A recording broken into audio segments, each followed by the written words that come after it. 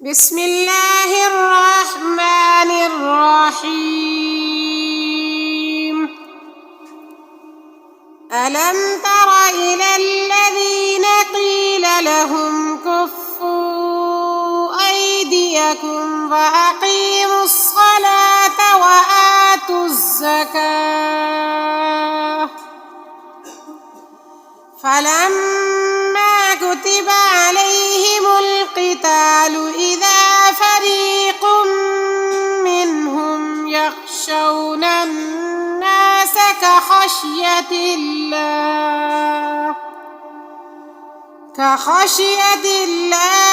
أو أشد خشية وقالوا ربنا لم كتبت علينا القتال لولا أخرتنا إلى أجل قريب قل متاع الدنيا قليل والآخرة خير لمن اتقى ولا تظلمون فتيلا أينما تكونوا يدرككم الموت ولو كنتم في بروج مشيدة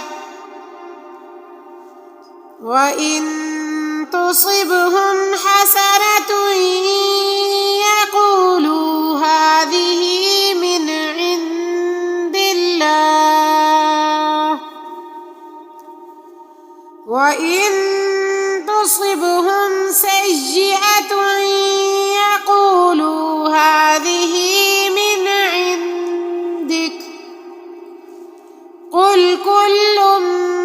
من عند الله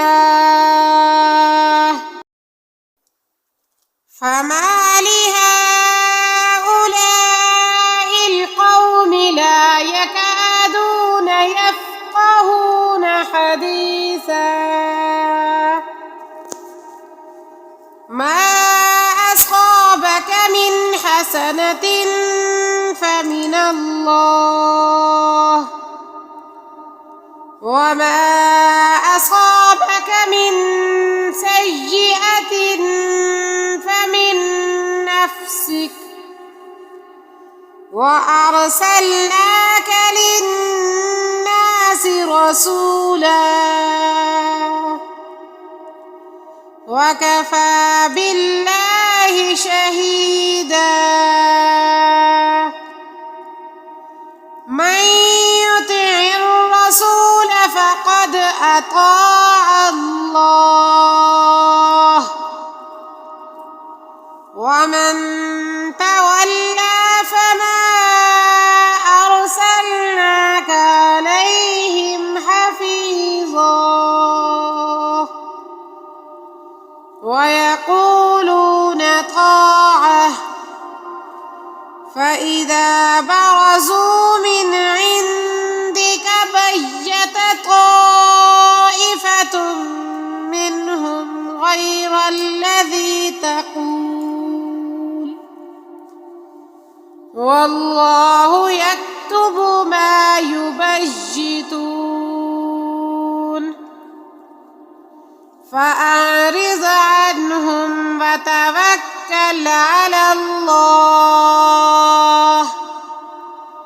وكفى بالله وكيلا أفلا يتدبرون القرآن ولو كان من عند غير الله لوجدوا فيه اختلافا كثيرا وإذا جاءهم أمر من الأمن أو الخوف أذاعوا به ولو ردوه إلى الرسول وإلى أولي الأمر منهم لعلمه الذين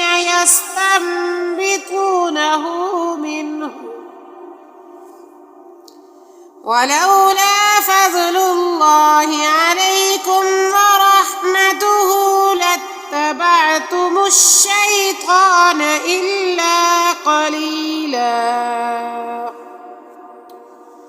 فقاتل في سبيل الله لا تكلف إلا نفسك وحرض المؤمنين عسى الله أن يكف بأس الذين كفروا والله أشد بأسا وأشد تنكيلا من يشفع شفاعة حسنة يكن له نصيب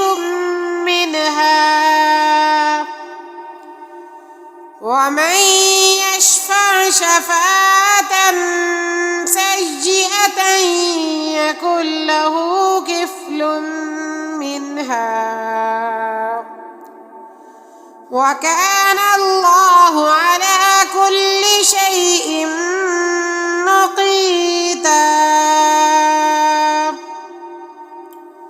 وإذا حييتم بتحية فحيوا بأحسن منها أو ردوها إن الله كان على كل شيء حسيبا الله لا إله إلا هو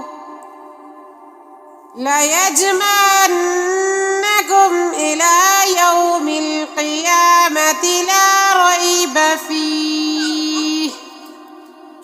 ومن أصدق من الله حديثا.